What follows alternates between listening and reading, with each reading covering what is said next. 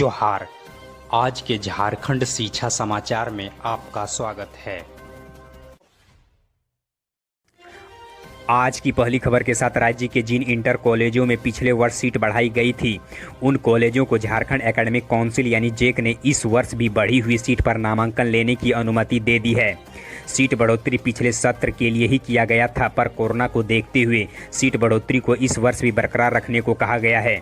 इस संबंध पर जल्द ही जेक के द्वारा विस्तृत दिशा निर्देश जारी किया जाएगा। वहीं राज्य के जिन इंटर कॉलेजों में पिछले वर्ष सीट नहीं बढ़ाई गई थी, उन कॉलेजों के लिए भी शैक्षणिक सत्र 2020-22 के लिए सीट बढ़ोतरी की जाएगी। साथ ही बता दें, राज्य के स्कूल कॉलेजों के द्वारा मान्यता प्राप्ति के लिए 25 सितंबर तक अपना आवेदन जमा कर सकते हैं। इधर झामुमो के सत्तासीन विधायक सीता सोरेन ने 18 सितंबर से शुरू होने वाली मानसून सत्र में छठी जेपीएससी के मामले को उठाएगी। उन्होंने इसकी जांच उच्च स्तरीय आयोग से कराने का आग्रह किया है। विधायक ने अपने ट्वीट में कहा कि सांच को आंच क्या, छठी जेपीएससी परीक्षा की जांच हो। साथ ही विधायक ने अपने ट्वीट में कहा कि बेरोजगारी झारखंड के युवाओं की सबसे बड़ी समस्या बनती जा रही है। डिप्रेशन में झारखंड के युवा आत्महत्या कर रहे हैं। कोरोना काल से आगे बढ़ते हुए राज्य सरकार को अविलंब सरकारी नौकरियों की भर्ती पर ध्यान देना चाहिए। इधर केंद्र सरकार ने 21 सितंबर से तमाम शर्तों के साथ कक्षा 9वीं से 12वीं तक स्कूल खोलने की इजाज़त दे दी है। इसकी गाइडलाइन भी जारी कर चुकी है। झारखंड में भी इस पर मंथन चल रहा है, लेकिन राज्य में 21 सितंबर से नियमित रूप से कक्षाएं लगने की संभावना नहीं है। सिर्फ शिक्षकों से डाउट क्लियर करने के लिए बच्चे स्कूल आ पाएंगे, वह भी अपने माता पिता के मंजूरी मिलने के बाद ही। उन्हें सोशल डिस्टेंसिंग के साथ कोरोना के गाइडलाइन का भी पालन करना होगा। अटेंडेंस की कोई बाध्यता नहीं होगी।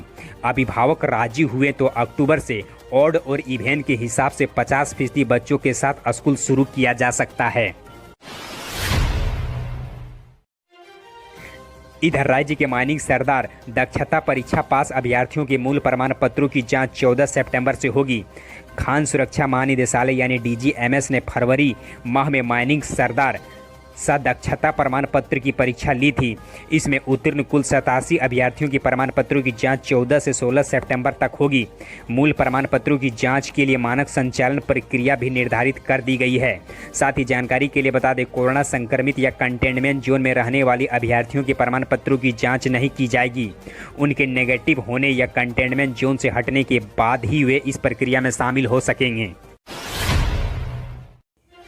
इधर झारखंड सरकार के अधीन संचालित तकनीकी शिक्षण संस्थान बीआईटी सिंदरी में एमटेक के 2 वर्षीय पाठ्यक्रम में नामांकन के लिए आमंत्रित किया गया है। इसके लिए इसके पूर्व प्रकाशित किए गए विज्ञापन के सभी अधिसूचना यथावत रहेंगे। इसके लिए आवेदन भरने की तिथि 10 सितंबर से 28 सितंबर तक तय किया गया है। साथ ही अभ्यर्थियों के द्वारा आवेदन की हार्ड कॉपी अपलोड करने की अंतिम तिथि 30 सितंबर के शाम 5 बजे तक तय किया गया है। जनरल एवं ओबीसी अभ्यर्थी के लिए फी 2500 रुपया तथा ST/SC अभ्यर्थी के लिए 2000 रुपया नॉन रिफंडेबल फी तय किया गया है। इधर राज्य में पिछड़ी जातियों का आरक्षण 14% से बढ़ाकर 50% हो सकता है। राज्य पिछड़ा आयोग ने हेमंत सोरेन सरकार से अनुशंसा की है। आयोग ने कहा कि झारखंड में पिछड़ी जातियों यानी ओबीसी की आबादी कुल आबादी का लगभग 55% है। इस आधार पर अभी जो 14% आरक्षण दिया जा रहा है, यह बहुत कम है। सरकार चाहे तो जनसंख्या के अनुपात से ओबीसी को 50% आरक्षण दे सकती है। आयोग ने अपनी अनुशंसा में यह भी कहा कि उसने तमिलनाडु और महाराष्ट्र में पिछड़ी जातियों को मिल रहे आरक्षण का भी अध्ययन किया है। साथ ही बता दें, झारखंड में लंबे समय से ओबीसी आरक्षण का दायरा बढ़ाने की मांग हो रही है। पिछड़े वर्ग के लोग आंदोलनरत भी हैं। इधर राज्य के स्कूलों को चरणबद्ध ढंग से खोलने को लेकर केंद्र सरकार के निर्णय का झारखंड अभिभावक संघ ने स्वागत किया।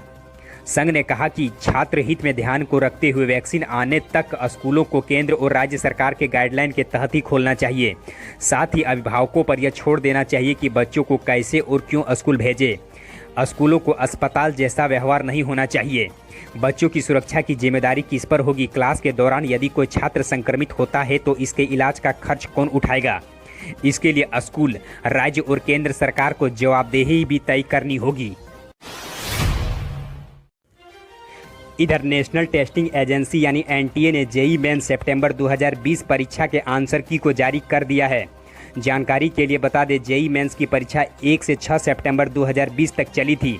परीक्षा खत्म होने के 2 दिन के बाद ही एनटीए ने आधिकारिक वेबसाइट nta.ac.in पर आंसर की को जारी कर दिया है। आंसर की के साथ ही परीक्षा के क्वेश्चन पेपर भी वेबसाइट पर अपलोड कर दिया गया है। अब अभ्यर्थी आंसर की को देखकर इस पर अपनी आपत्ति दर्ज करा सकते हैं। आपत्ति दर्ज कराने की अंतिम तिथि 10 सितंबर तक निर्धारित किया गया है। आपत्ति दर्ज कराने के लिए कैंडिडेट को प्रति सवाल 1000 रुपया फीस देनी होगी। कैंडिडेट के द्वारा दर्ज किए गए सभी आपत्तियों के निराकरण के बाद ही एनटीए फाइनल आंसर की को जारी करेगा।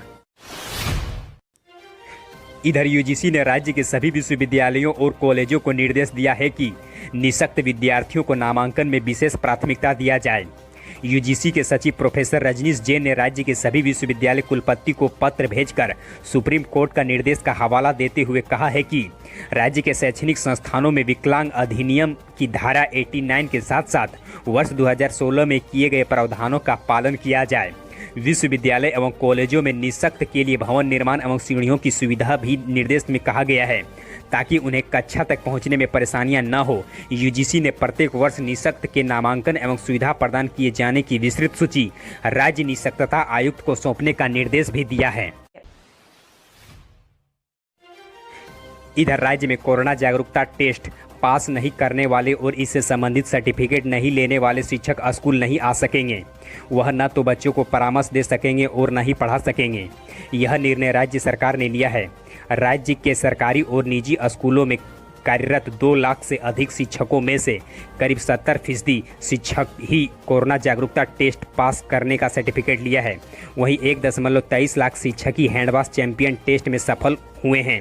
राज्य सरकार ने यह तय किया है कि जब तक कोरोना जागरूकता टेस्ट में शिक्षक सफल नहीं होते, उन्हें ऑनलाइन सर्टिफिकेट नहीं मिलेगा। ऐसे में उन्हें स्कूल में सेवा नहीं ली जा सकती है।